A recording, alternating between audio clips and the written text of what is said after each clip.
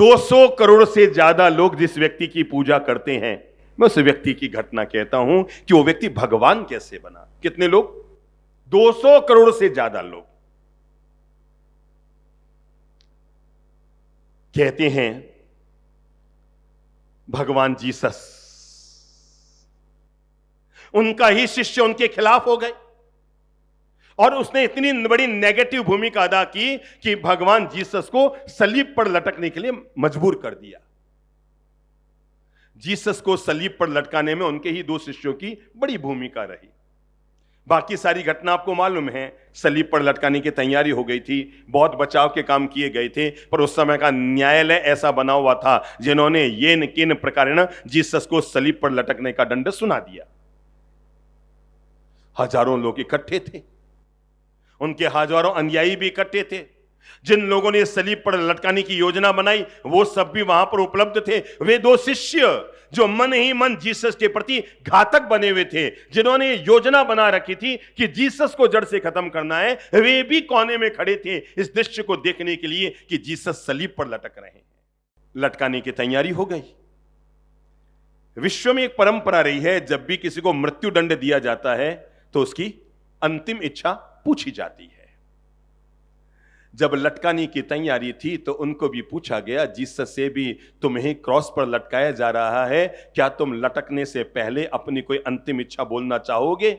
Jesus ने कहा, मेरी एक अंतिम इच्छा ये है, जिन 2 शिष्यों के कारण मुझे क्रॉस पर लटकना पड़ रहा है, मैं मरने से पहले अपने उन 2 शिष्यों से मिलना चाहता हूं। सारे लोग चकरा गए कि मरने से पहले जीसस उन्हें क्यों बुलाना चाहते हैं। वे शिष्य दोनों घबरा गए, उन्हें लगा कि जरूर मरने से पहले ये हमें बद्दुआ देंगे, हमारे लिए प्राण घातक बद्दुआ करेंगे और जरूर कोई हमारा बड़ा नुकसान कर देंगे। आने में हिचकिचा रहे थे।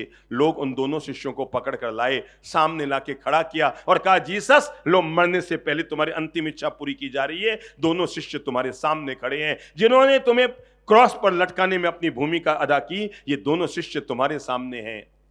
जीसस ने कहा, मेरी एक और इच्छा है, एक लोटे में दूध मंगाया जाए और एक थाली मंगाई जाए। सुनना ध्यान से। लोग समझ नहीं पाए। बड़ी थाली मंगाई गई, एक लोटे में दूध मंगाया गया। मरने से पहले, क्रॉस पर लटकने से पहले जीसस ने अपनी अंतिम इच्छा पूरी की और कहा, यह मेरी अंतिम इच्छा है कि मैं मरने से पहले अपने इन दोनों शिष्यों के प्रति अपने मन में अनंत प्रेम को पैदा करते हुए इनके पांवों को मैं दूध से धोना चाहता हूं। और तब जीसस ने उन दोनों शिष्यों के पांवों को दूध और जल से धोया। न केवल धोया, अभी तो अपने पीछे के लंबे बालों को आगे लेकर आए और आगे लाकर दोनों शिष्यों के पांव को अपने किससे, अपने बालों से पहुंचा। सजल नैनों के साथ उन्होंने अपने शिष्य के पांव को अपने बालों से पहुंचा और हाथ ऊपर किए। क्या किए? हाथ ऊपर किए। अब याद करो, उन्होंने शरीर छोड़ने से पहले अंतिम शब्द क्या बोले थे? याद करो, याद करो, याद करो।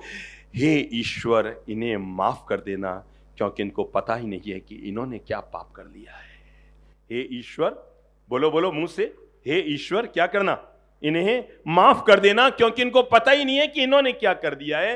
मैं आपको यह बताना चाहता हूं, ये जो महापुरुषों के महान व्यवहार होते हैं ना, ये महान व्यवहार ही किसी भी व्यक्ति को महापुरुष बनाने में अपनी बहुत बड़ी भूमिका अदा करते हैं। व्यक्ति का मधुर व्यवहार आदमी को ऊंचाई तक लेकर जाता है। आदमी का मधुर व्यवहार उसको जीवन में आसमानी ऊंचाइयां देता है। इसलिए आज पहला संकल्प हम ये करें, चेहरा हमारा कैसा भी हो, पर आज से हम तय करें हमारा व्यवहार हमेशा मधुर हो। क्या हो? हमारा व्यवहार हमेशा मधुर हो। इंसान का जन्म 3 चरण में होता है। पहला जन्म होता है मां के पेट से, दूसरा जन्म होता है गुरु के द्वारा दिए गए संस्कारों से। इंसान तीसरा जन्म एक और पाता है, जब इंसान अपने आप को खुद जन्म देता है कि आज के बाद मैं एक अच्छा, पवित्र, नैतिक, मीठा, मधुर जीवन जीऊंगा। तब आदमी ऊंचे जीवन का मालिक बनता है। इसलिए मेरे भाई, अगर आपकी धर्मपत्नी कभी आपको प्यार से देखे ना, तो गौरव मत कीजिएगा। गौरव उस दिन कीजिएगा जब आपको सम्मान से देखे। क्या कहा मैंने? प्यार से देखे तब गौरव मत करना, पर जिस दिन आपकी धर्मपत्नी आपको सम्मान से देखे, हाँ मुझे गौरव है, मैं इतने अच्छे व्यवहार, इतने अच्छे नैतिक, इतने अच्छे पवित्र और इतने बढ़िया वाले आदमी की मैं धर्मपत्नी बनने का सौभाग्य मुझे मिला है, आप गौरव करना कि आज मैंने बाजी जीत ली। अगर कोई भी व्यक्ति उत्तम व्यवहार का मालिक बनना चाहता है तो उस हर व्यक्ति के लिए मैं 2-4 छोटे छोटे मंत्र आपको देना चाहता हूं, और उसमें पहला मंत्र है, उत्तम व्यवहार का मालिक बनने के लिए हर कोई व्यक्ति अपने जीवन में पहला काम करे, अपने व्यवहार में एक सद्गुण जोड़ ले, और वह है विनम्रता का व्यवहार। एक बात तय है, जीवन की गाड़ी में अगर आपने विनम्रता का ग्रीस लगा लिया तो जिंदगी में जो खटर पटर चल रही है ना, वो सारी खटर पटर खत्म हो जाएगी। अगर एक व्यक्ति अपने जीवन में एक सद्गुण पहला जोड़ लेता है, विनम्रता का व्यवहार। बोलो मुंह से कौन सा व्यवहार? विनम्रता का व्यवहार। हम तो पता है भगवान से रोज एक ही प्रार्थना करते हैं कि ईश्वर, जिंदगी में अगर तुम्हें छीनना हो तो हमारी बोलने की ताकत भी छीन लेना, कोई दिक्कत नहीं है, पर अगर एक चीज हमारी जिंदगी में बचा कर रखना हो तो जरूर बचा कर रखना, और वह हमारी विनम्रता सदा हमारे साथ बनी रहे। जिंदगी में अकड़ कर मत रहो मेरे भाई। एक बात ध्यान रखना, जो अकड़ते हैं वे अमचूर की तरह होते हैं, और झुके हुए विनम्र होते हैं वे मीठे आम की तरह होते हैं। परमात्मा से पहले ही प्रार्थना करो तो मुझे कुछ भी दे या ना दे, पर मेरी विनम्रता मेरे जीवन में सदैव दे के रखना। कोई मिला है, पहला काम करो, विनम्रता के साथ शुरुआत करो। आप प्रयोग करके देखो, जैसे ही आप विनम्रता के साथ शुरुआत करेंगे, कल्पना करो एक घड़ा पानी में डाला गया, 1 दिन, 2 दिन, 10 दिन, महीना, 2 महीना, साल भर वो पानी में पड़ा रहा, पर एक बूंद पानी उसके अंदर नहीं आया। सोच सकते हैं क्यों नहीं आया? बुद्धि लगा सकते हैं क्यों नहीं आया? क्योंकि बोलो बोलो बोलो बोलो, क्योंकि घड़ा पानी में झुका नहीं था। घड़ा जब तक पानी में झुकेगा नहीं तब तक भरेगा नहीं, और जिंदगी में इंसान जब तक विनम्र होगा नहीं तब तक दूसरों के दिलों में जगह बना नहीं पाएगा। पहला नियम बना लो, वो है विनम्र व्यवहार। आदत डाल लो। नंबर 1, किस किस के साथ विनम्र रहें? सुबह उठकर रोज अपने माता पिता को प्रणाम जरूर कीजिए, उनके पांव का स्पर्श जरूर कीजिए, उनके पांव का स्पर्श करके अपने जीवन में अपने भाग्य रेखाओं को खोलने का प्रयास जरूर कीजिए। अगर घर में आपके बड़े भाई है, बड़ी भाभी है, तब भी उनको पांव छूकर प्रणाम करने का गौरव जरूर हासिल कीजिए। अरे इतना ही नहीं, अगर आपके घर में काका काकी, मामा मासी, मौसा, भुआ फूफा कोई भी आए हुए हैं, उनके साथ भी प्रणाम का व्यवहार करके दिन की शुरुआत कीजिए। अपने हर दिन की शुरुआत पहला काम कीजिए और वह है प्रणाम के साथ कीजिए। विनम्रता हर व्यक्ति के दिल में जगह बनाती है। विनम्रता, अकड़पन दुनिया में किसी को अच्छी नहीं लगती, जब भी अच्छी लगती है आदमी की विनम्रता अच्छी लगती है। देखो तो ये आपकी अंगुलियां हैं, क्या सारी एक साइज की है कि अलग अलग है? हाथ यूं करो तो ऊपर, अपना हाथ यूं करो, अंगुलियां एक साइज की है कि छोटी बड़ी है? बुद्धि लगाओ। एक साइज की है कि छोटी बड़ी है? देखो, चलो एक चमत्कार करते हैं, इन सारी अंगुलियों को एक साइज का बनाते हैं। ना कैंची चलेगी ना चाकू चलेगा, पर सारी अंगुलियां एक साइज की हो जाएगी। चलो हाथ सीधा करो सब लोग, धीरे धीरे मोड़ो, धीरे धीरे झुकाओ। किसको झुकाओ? अंगुलियों को झुकाओ। देखो, और झुकाओ और झुकाओ, मुट्ठी तक लेकर आओ, हथेली तक लेकर आइए अंगुलियां। अब देखिए अंगुलियां क्या हो गई, सारी की सारी हो गई, एक साइज की हो गई। बस घर में भी ऐसे ही बंद कर रही है। घर में चलाने की कोशिश मत कीजिए, घर में चलने की कोशिश कीजिए। घर तब टूटता है जब घर में सब लोग चलाने की कोशिश करते हैं। घर तब संयोजित बना हुआ रहता है जब सब लोग चलने की कोशिश करते हैं। विनम्रता का व्यवहार जीवन में हो, हम हमेशा विनम्रता के साथ दूसरों के साथ पेश आएंगे। सरल स्वभाव हमारी कमजोरी नहीं। अगर कोई आपसे यूं हाथ जोड़ के बात कर रहा है ना, अब यह समझना ये कोई कमजोर आदमी है, कुछ कर नहीं सकता है, ये नहीं कर सकता है। सरल स्वभाव इंसान की कमजोरी नहीं होती, सरल स्वभाव सामने वाले के शुभ संस्कारों का परिणाम होता है। चलो मैं आपको एक घटना बताता हूं। जब देश के गौरव में प्रधानमंत्री आदरणीय नरेंद्र जी मोदी पहली बार जब संसद भवन में गए तो उन्होंने काम क्या किया, याद करो। मैं बताना चाहता हूं कोई व्यक्ति दिलों में राज कैसे करता है। उन्होंने वहां पर पहले से व्यवस्था नहीं कर रखी थी कि जब मैं संसद भवन में आऊं तो मेरे लिए साफा पहनाया जाए, कि मुझे माला पहनाई जाए, कि मेरा तिलक विजयश्री का तिलक किया जाए। ऐसी कोई व्यवस्था नहीं कर रखी थी। बुद्धि लगाओ, याद करो, जब पहली बार वो विश्व के सबसे बड़े लोकतंत्र देश की संसद भवन में प्रवेश किया तो उन्होंने पहला काम क्या किया? देश के संसद भवन की सीढ़ी पर झुककर प्रणाम किया। क्या आपको लगा नहीं कि चुनाव जीत कर तो व्यक्ति देश पर राज करने के लिए आया था, पर देश की संसद पर इस तरह का व्यवहार करके उस व्यक्ति ने केवल चुनाव नहीं जीता, पूरे देश का दिल जीत लिया था। और आपको पता है, जब 5 साल पूरे हुए, मैं फिर बात बता रहा हूं, कोई व्यक्ति, आदमी को बड़ा बनना चाहिए, समझ गए ना, आदमी को बड़ा बनना चाहिए।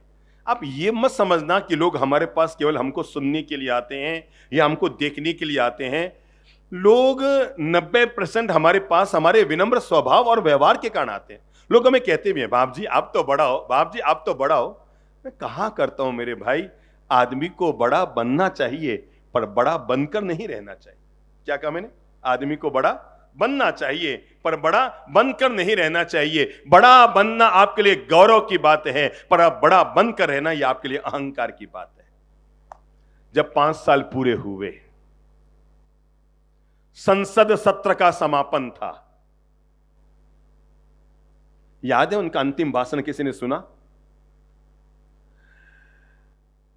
श्री नरेंद्र जी मोदी ने अपने संसद सत्र का अंतिम भाषण जब दिया था 5 साल पूरा होने पर, तब उन्होंने शब्द का प्रयोग किया था, हम सब मिले जुले, हमने आपकी मजाक उड़ाई, आपने हमारी मजाक उड़ाई, हमने आपका विरोध किया, आपने हमारा विरोध किया। 5 साल तक हम सब कुछ करते रहे, पर आज हम दोबारा चुनाव लड़ने के लिए संसद के बाहर जा रहे हैं। मैं भगवान श्री महावीर की परंपरा का सबसे महान शब्द का इस्तेमाल करता हूं। और तब नरेंद्र जी मोदी ने पूरे संसद भवन से बोला था, मैं आप सब लोगों को मिच्छामि दुक्कडम, यह शब्द का प्रयोग किया था। संसद भवन के इतिहास में पहली बार किसी व्यक्ति ने मिच्छामि दुक्कडम शब्द का प्रयोग किया कि मैं आप सब लोगों को मिच्छामि दुक्कडम देता हूं। यह साबित करता है कि व्यक्ति का विनम्र व्यवहार, ऐसा नहीं है कि दोबारा चुनाव जीता तो जीत हासिल हुई। मैंने उसी दिन कह दिया था, जो व्यक्ति इतने विनम्र व्यवहार का मालिक होता है उसकी जीत हमेशा तय होती है। आदमी का व्यवहार हमेशा विनम्र होना चाहिए। आज से आदत डाल लो। नंबर 1, जब भी कोई मिले ना, पहली शुरुआत, हाँ बोलिए, हाँ क्या काम है? नहीं, पहली शुरुआत किससे हो?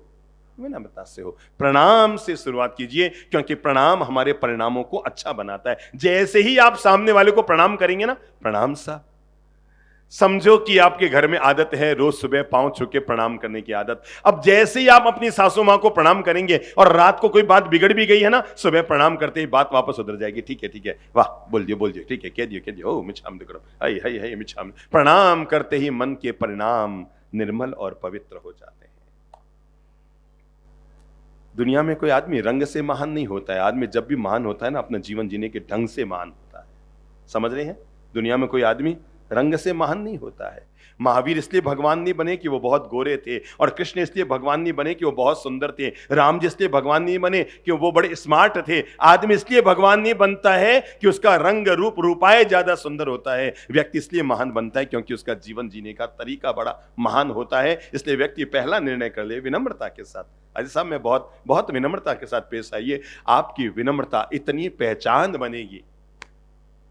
हमारे सामने कई तरह के लोग आते हैं, संपन्न लोग भी आते हैं, राजनेता लोग भी आते हैं, प्रशासनिक अधिकारी लोग भी आते हैं, पर हमारे दिल में जगह वो बना लेते हैं जो बहुत विनम्र होते हैं, जिनका व्यवहार बहुत मीठा होता है।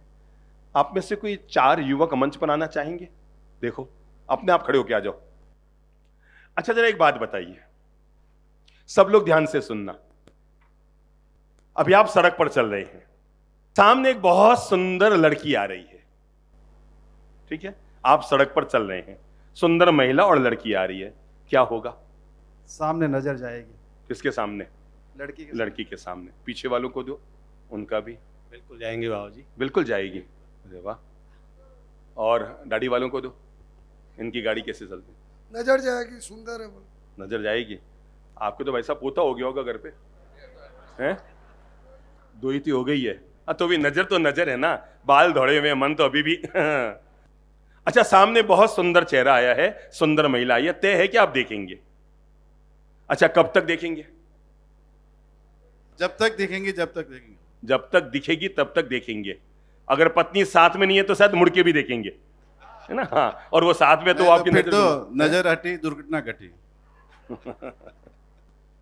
तय हो गया। इतने सारे युवक को मैंने इसलिए बुलाया ताकि सबका एक मापदंड आ जाए। सामने अगर कोई सुंदर लड़की या महिला आएगी तो सबकी नजर पड़ेगी, और तब तक हम देखेंगे जब तक वो आगे नहीं निकल गए। अब ये बताओ कि वो याद कब तक रहेगी आपको, वो सुंदर चेहरा कब तक याद रहेगा? हमारा साथ 2 सेकंड के लिए याद रहेगी बस। 2 सेकंड के लिए याद रहेगा, पक्की बात। आपका शुभ नाम क्या है? रोमिल गोलेछा। हैं? रोमिल गोलेछा। रोमिल गुलेच्छा।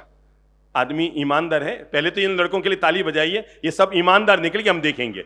बाकी और शर्म लोग बोलते थे हम तो देखेंगे ही नहीं, हम तो करेंगे नहीं, पर ये सब पक्के लोग हैं, बड़ा बड़ा बोल दिया देखेंगे, मतलब जो था सही बोल दिया, और 2 मिनट तक याद रहेगा।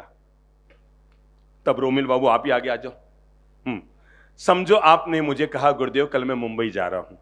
मैंने यूं ही चला कर कह दिया, मैंने कहा भाई साहब मैं एक एड्रेस देता हूं, ये 10 किताबों का पैकेट है, लेके जाओ और मैं जो नाम बताता हूं वहां पर पहुंचा देना। आपने कहा यार सामान तो है पर ठीक है। पैकेट लिया, ट्रेन में बैठे, मुंबई जाके उतरे, पता किया उनका एड्रेस कहाँ है, तो पता लगा 5-7 किलोमीटर दूर है। और आप वहां पर टैक्सी करके पहुंचे, और जैसे ही वहां पहुंचे तो उसका लवाजमा देखकर आप तो आंखें फटी रह गई। पता लगा वो तो 10,000 करोड़ की संपत्ति का मालिक है। बाहर 15 तो वॉचमैन खड़े हैं, अंदर जाओ तो पहले सेक्रेटरी से मिलना पड़ता है, फिर एक और उनके पीए से मिलना पड़ता है, और तब कहीं जाकर आधे घंटे में आप उन तक किताबों का पैकेट। आपको लगा यार हमारा साहब ने कहाँ भेजा मुझे, मेरा काम वो हो रहा है, और आप बड़ी मुश्किल से आधे घंटे में उस तक पहुंचे। आप तो उसकी अमीरी को देखकर दंग रहेगी, अरे यार क्या पैसे वाला आदमी है, कहाँ हमारा साहब ने भेजा, और आपने किताबों का पैकेट दिया। उन्होंने आपको कहा पधारो साहब जय जिनेंद्र। क्या कहा?